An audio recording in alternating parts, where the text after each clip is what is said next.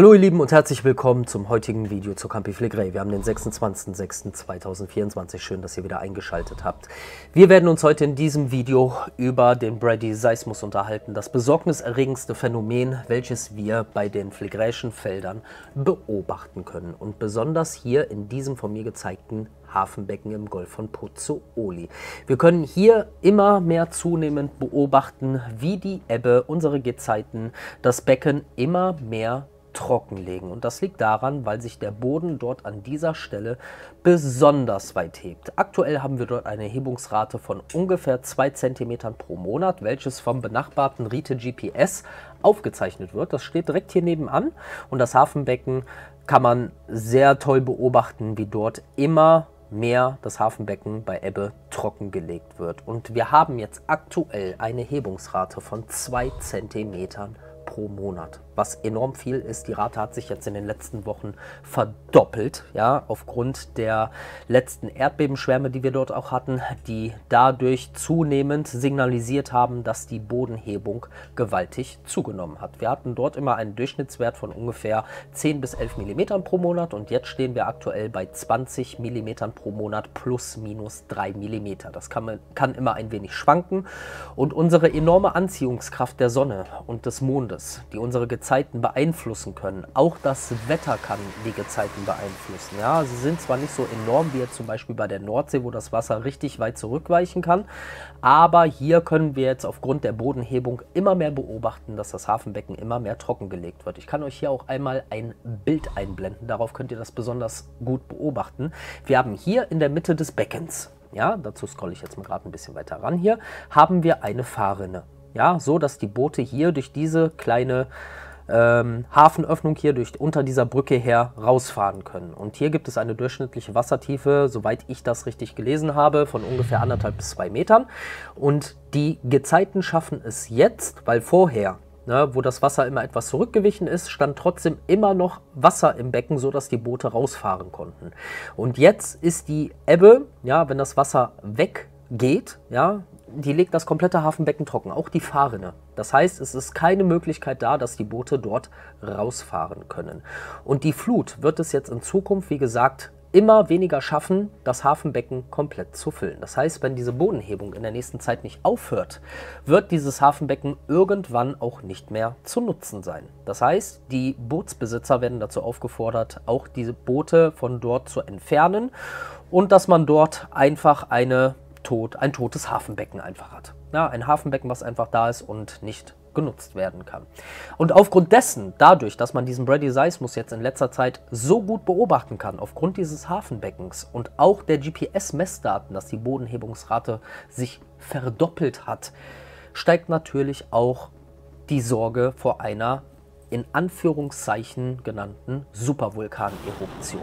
Ich bin ja nach wie vor der Meinung, dass man bei den Flegräischen Feldern, was das Thema Supervulkan anbetrifft, den Begriff, den es ja in Wirklichkeit gar nicht gibt, ne, so, die Medien haben den ja ins Leben gerufen, ne, weil bei den vergangenen Eruptionen von vor 15.000 Jahren und vor 39.000 Jahren wurden bei weitem nicht die vulkanischen Materialien an Menge gefördert, die für einen Supervulkan sprechen. Das heißt mindestens 1000 Kubikkilometer Tephra. Und wir hatten jetzt bei der Eruption von vor 15.000 Jahren waren das, glaube ich, nur 40 Kubikkilometer und bei der vor 39.000 Jahren sind das, ich glaube, 150 Kubikkilometer gewesen, also etwas, ja, schon das Dreifache mehr. Ja, und dadurch haben sich diese Calderen gebildet und im Laufe der letzten, ja, gut 39.000 Jahren bis 15.000 Jahren hat sich dann die Campi Flegrei so geformt, wie wir sie heute kennen, mit ihren einzelnen Eruptionsherden. So, und es bedeutet nicht, dadurch, dass wir jetzt hier eine verstärkte Bodenhebung haben, dass es zwingend zu einem Vulkanausbruch kommen muss. Wir haben eine enorme Druckverteilung im Untergrund und der Druck kann sich auch enorm verteilen, auch wenn das Deckgestein an seiner Belastungsgrenze angekommen ist.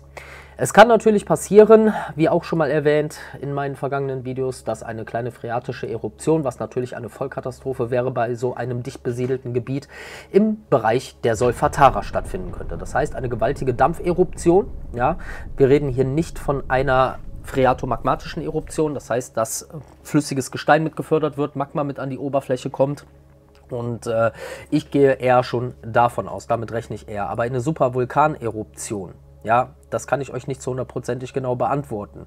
Wir können auch nicht genau nachvollziehen, wie sich das ganze Gebiet damals gehoben hat, von vor gut 15.000 Jahren und von vor gut 39.000 Jahren.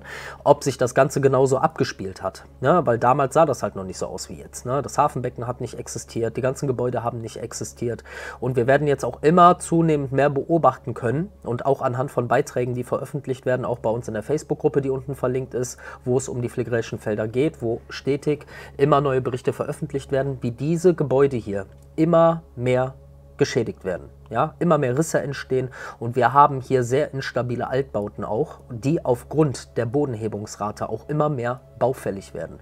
Das heißt, wir werden in Zukunft immer mehr Häuser sehen, die so dann wahrscheinlich in Zukunft auch nicht mehr existieren würden. Ja, es wird hier auch viel renoviert, nachgemacht. Man kann jetzt hier auch Baustellen erkennen, wo auch Neubauten entstehen und auch renoviert wird.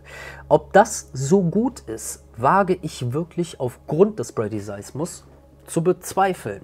Ja, also es ist wirklich nicht gut, wenn man Gebäude immer mehr instand halten muss. Es wird immer mehr Geld ausgegeben. Es wird empfohlen, ja, auch von meiner Seite aus, dass die Menschen sich immer mehr aus diesem Gebiet verabschieden sollten. Ja, der Bradyseismus hat sich jetzt beschleunigt. Es kann in nächster Zeit zu einer Eruption kommen. Nicht immer an der Stelle, wo die Bodenhebungsrate auch am höchsten ist. Das kann man auch sehr gut auf Island beobachten. Der Boden hebt sich unter Svartsengi, ja, unter der Blauen Lagune und unter dem Geothermiekraftwerk und die Eruption befindet sich dann in der benachbarten Sundhnúkar-Kraterreihe. Das heißt, das könnte sich dann quasi hier genauso, ja, entstehen. Ne? Das heißt, dass wir hier eine Bodenhebungsrate haben, aber die Eruption in der ungefähr 1,5 bis 2 Kilometer benachbarten Solfatara stattfinden könnte. Und der Boden dann dadurch dann auch wieder in eine Deflationsrate fällt. Das heißt, wir haben dann wieder eine Senkphase, wo der Boden sich wieder absenkt, weil der Druck sich enorm über diese phreatische Eruption im Bereich der Solfatara, möglichen Eruption. Es ist nur eine Spekulation von mir, das darf man wirklich nie vergessen. Ne? Aber aufgrund, dass es dann hier zu einer Eruption kommt, kann sich der Boden wieder anfangen zu senken in diesem gesamten Gebiet, weil der Druck im Untergrund, im hydrothermalen System enorm abgebaut werden kann. Aufgrund der Studie, da kommen wir jetzt auch noch mal kurz drauf zurück, wo sich Magma in ungefähr so 4 bis 5 Kilometern Tiefe schon befinden soll, mit einem Volumen von ungefähr 0,2 Kubikkilometern, wird es bei weitem, wenn nur dieses Magma aus dieser Kammer im Untergrund eruptieren würde, ja, würde das nicht ausreichen, um den Boden wahrscheinlich in eine Senkphase wieder zu bringen, in eine Deflationsphase, weil es sind halt nun mal nur in Anführungszeichen 0,2 Kubikkilometer. Es ist schon eine verdammt große Menge, ja, aber wenn man sich mal bedenkt, dass der Vulkan auf La Palma schon enorm mehr eruptiert hat als 0,2 Kubikkilometer, das würde bei weitem nicht ausreichen, weil die Inflation, die wir dort haben, einfach die Bodenhebungsrate in dem gesamten Gebiet, ich kann euch das Gebiet mal gerade kurz hier einblenden, kleinen Moment, muss ich jetzt mal gerade raussuchen.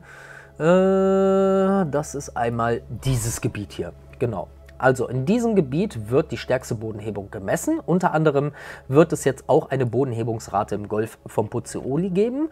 Auf jeden Fall hier, so in diesem Gebiet ungefähr. Das ist der Erdbeben-Hotspot und in diesem Gebiet, da werde ich mich jetzt in nächster Zeit auch noch einmal ein wenig genauer reinlesen, damit ich euch da auch ein Bodenhebungsgebiet einzeichnen kann. Auf jeden Fall sind dort die Werte der Meerestiefe immer ungefähr gleichbleibend. Das heißt, wir haben dort keine sehr starke Inflation. Ja, aber aufgrund, dass sich die meisten Erdbeben jetzt auch dort verteilen, gehe ich davon aus, dass wir schon in den nächsten Monaten auch dort eine beginnende Bodenhebung beobachten könnten. Und das wäre natürlich eine Vollkatastrophe, weil wenn sich der Boden hier hebt und die Eruptionsgefahr hier sich mehr auf dieses Gebiet beziehen würde, dass es dort zu einer Eruption kommen würde, wäre eine absolute Vollkatastrophe. Es könnte ganz viel Wasser unmittelbar in die magmatischen Gänge eintreten und dann könnte es tatsächlich zu einer, in Anführungszeichen, Supervulkaneruption kommen. Ja? So, und also ich nenne es immer gerne supermassive Eruption, da wo sehr viel vulkanisches Material gefördert wird. Aber wie gesagt, Phlegraische Felder ist für mich kein Supervulkan. Nur aufgrund des dicht besiedelten Gebietes, ja, kann man schon davon sprechen, dass es eine absolute Katastrophe werden würde. Egal, ob es eine kleinere Eruption wäre oder eine Supervulkaneruption. Ich bin mir aber wirklich zu 100% sicher, dass wir dort in diesem Gebiet eine schnelle Evakuierung beobachten könnten. Ja, das INGV arbeitet wirklich mit dem Katastrophenschutz zusammen und das sehr hart. Und sie überlegen immer mehr, auch aufgrund von Übungen, die jetzt aktuell stattfinden, wie können wir dieses Gebiet so schnell wie möglich räumen. Und hier gibt es Werte, die erreicht werden müssten, ja, so dass das INGV sagt, jetzt muss evakuiert werden, wir aber trotzdem immer noch ein paar Wochen Zeit hätten, bis eine Eruption entstehen könnte. Ja, das heißt, sie könnten so viele Menschen wie möglich in Sicherheit bringen. Sehr dicht besiedelt und hier würde die Infrastruktur bei einer Massenpanik sofort zusammenbrechen. Sofort. Ja, und das ist für uns unvorstellbar, ne, wie man Millionen von Menschen, beziehungsweise direkt 360.000 Menschen lebend direkt auf den Phlegraischen Feldern aus diesem Gebiet evakuieren könnte. Ja, das wäre wirklich ja, eine Massenpanik, die da ausbrechen würde, wenn es heute zur Evakuierung käme und morgen direkt der Ausbruch, das würde da... Ja, also da will ich mich gar nicht hineinversetzen in die Menschen dort. Na, auf jeden Fall würde ich jetzt schon den Menschen empfehlen, das Gebiet langsam, aber sicher zu verlassen, sich weiter außerhalb etwas zu suchen und dann wären sie dort auf der sicheren Seite. Wir haben seit 2005, da wo die Inflationsphase begonnen hat, das schalte ich jetzt mal gerade wieder ab, haben wir eine Bodenhebungsrate in diesem Gebiet, auch da wo der Hafen sich befindet, diese kleine Hafenbucht hier von ungefähr 128 Zentimeter. Also 1,28 Meter, die sich der Boden seit 2005 dort gehoben hat. Und seit 2011 hat die Bodenhebungsrate zugenommen und stieg somit auf dem Wert ein von 10 mm plus minus 3 mm. Und jetzt hat sich das Ganze halt verdoppelt. Und es macht immer zunehmend mehr Panik bei den Menschen, weil sie dieses Phänomen, gerade dieses Phänomen, besonders gut beobachten können. Und auch dazu werde ich euch auf meinem Kanal in Zukunft immer weiter auf dem Laufenden halten. Ich würde euch empfehlen, meinen Kanal kostenlos für euch zu abonnieren, wenn ihr mich und meine Arbeit noch nicht kennt. Und ihr dürft auch gerne eine kostenpflichtige Kanalmitgliedschaft abschließen in 3 unterschiedlichen Stufen, einmal von 99 Cent rauf bis 4,99 €. Das bleibt euch überlassen, inwiefern ihr mich da unterstützen wollt. Ich möchte natürlich in Zukunft auch noch reisen und YouTube ist halt nun mal mein Hauptberuf. Ich verdiene meine Brötchen damit und es wäre wirklich eine super Sache, wenn ihr mich da einfach unterstützen würdet. Ja? Und ihr dürft auch gerne ein kostenloses Abo bei den Kanälen meiner Partner da lassen, bei dem lieben Sven von Vulkantastisch und bei dem lieben Patrick von Apocalyptic Science. Da bleibt ihr zu diesen Themen auch immer auf dem Laufenden.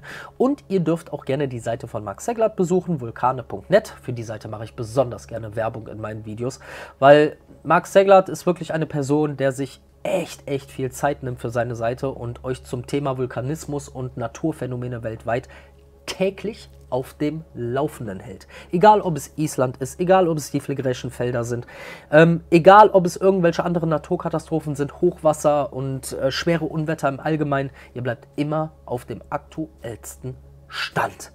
Ich bin raus an der Stelle, macht es gut, euer Patrick von Lydon Produktion. Auf Wiedersehen.